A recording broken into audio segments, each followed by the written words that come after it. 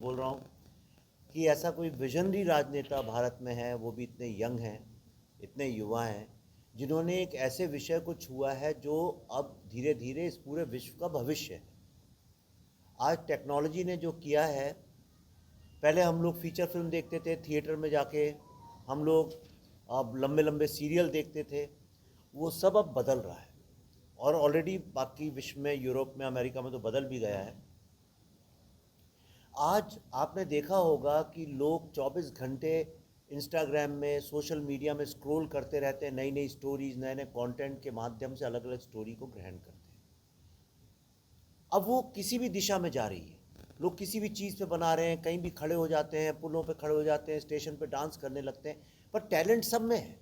लेकिन अगर इसको एक दिशा दे दी जाए, इसको एक निर्देशित कर दिया जाए, और उसमें अगर हम कहानियाँ, स्टोरीज जो हैं अपनी भारत की, उनको शॉर्ट फिल्म्स के माध्यम से दिखाया जाए, तो भारत में सबसे ज़्यादा युवा लोग रहते हैं। भारत आज नैरेटिव का कैपिटल बन जाएगा, ये मेरा विश्वास नहीं है, ये मैं प्रमाणित भी कर सकता हूँ।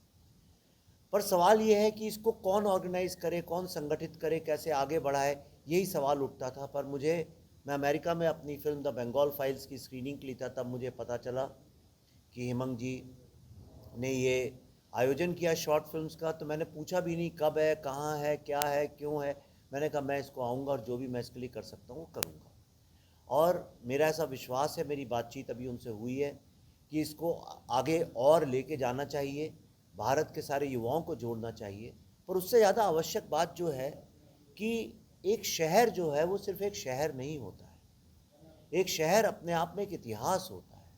एक शहर अपने आप में एक सिंबल होता है, किसी चीज़ को वो रिप्रेजेंट करता है। हर शहर की अपनी एक आत्मा होती है, उसके अपने वाइब्रेशंस होते हैं, उसकी अपनी एक फ्रीक्वेंसी होती है।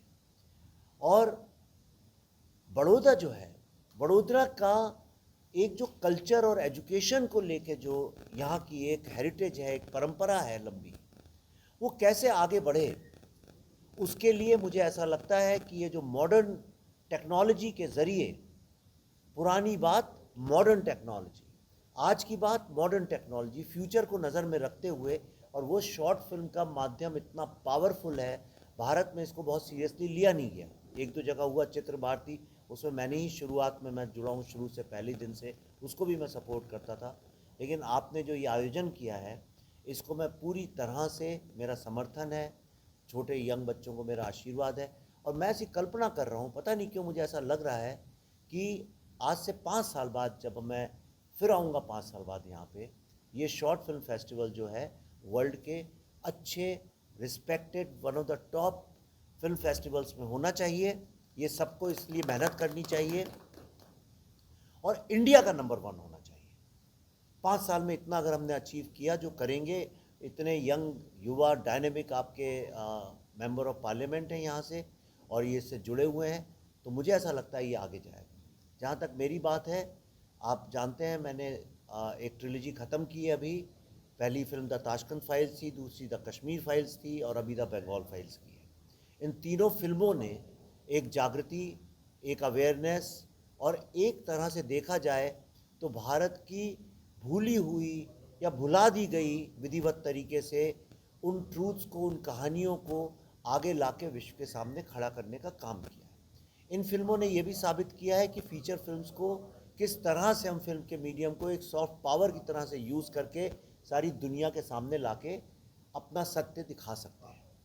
लेकिन मैं कई सालों से ये सोच रहा था, लेकिन अब जो भविष्य है, मैं बार बार इस बात को रिपीट करना चाहता हूँ, जो भविष्य है, जिस तरह से टेक्नोलॉजी आगे बढ़ रही है, जिस तरह से एआई आ रहा है आज की तारीख में, आप कल्पना नहीं कर सकते हैं कि शॉर्ट फिल्म्स की कितनी ज़्यादा डिमांड होगी। इसको सिर्फ फिल्म की तरह मत देखिए, इसको एक प्रोडक्ट की तरह देखिए।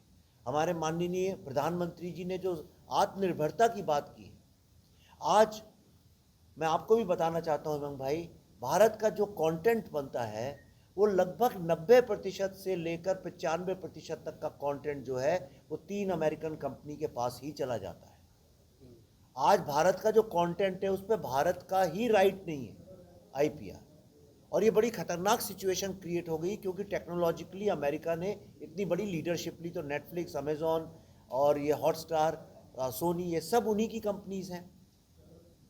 लेकिन एक इसमें एक सुनहरा मौका हमारे हाथ लगा है, वो है शॉर्ट फिल्म जो हैं वो कंटेंट का कब्जा हम कर सकते हैं, वो हमारे हाथ में हो सकती है। और उसके लिए कोई बहुत बड़ा OTT प्लेटफॉर्म खड़ा करने की भी ज़रूरत नहीं है।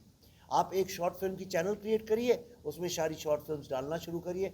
इसमें जो विजेता फिल्में अगर आप चाहें उन्हें प्लेटफॉर्म नहीं मिले तो हमारे तो कम से कम 6-7 मिलियन फॉलोअर्स हैं, तो हम अपनी चैनल पे बिना निःशुल्क, बिना किसी उसके, एज अ पब्लिक सर्विस हम उसको डाल सकते हैं। तो ये शॉर्ट फिल्म्स का जो काम है बहुत अद्भुत है, बहुत अच्छा है।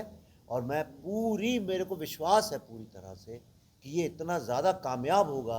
और इसमें कोई राजनीति इन्वॉल्व नहीं है, इसमें सिर्फ देशभक्ति इन्वॉल्व है, इसमें समाज के पहलुओं को आगे ला के रखना है।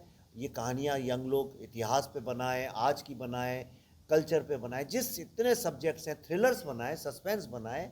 गुजराती थिएटर था उसको पुनर्जीवित करें इसके माध्यम से, जो चाहें करें, अलग अलग विषयों पे करें, महिलाओं की समस्या पे बनाएं, जैनजी की समस्या पे बनाएं, तो बहुत अच्छा एक पुण्य का काम होगा। और मुझे ऐसा लगता है कि बड़ौदा इसमें लीडरशिप लेगी।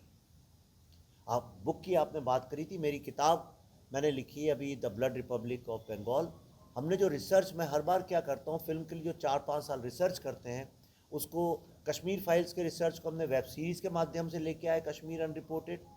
ताशकंद फाइल्स का रिसर्च हु किल्ड शास्त्री के नाम से एक बुक लेके आए। और अब मोपला में जो हिंदुओं का जेनोसाइड हुआ था, कश्मीर में जो हुआ और बंगाल में जो जेनोसाइड हुआ, इन तीनों जेनोसाइड की कड़ी कैसे एक दूसरे से जुड़ती है, ये पूरा research the blood republic of Bengal इस पुस्तक में आया है।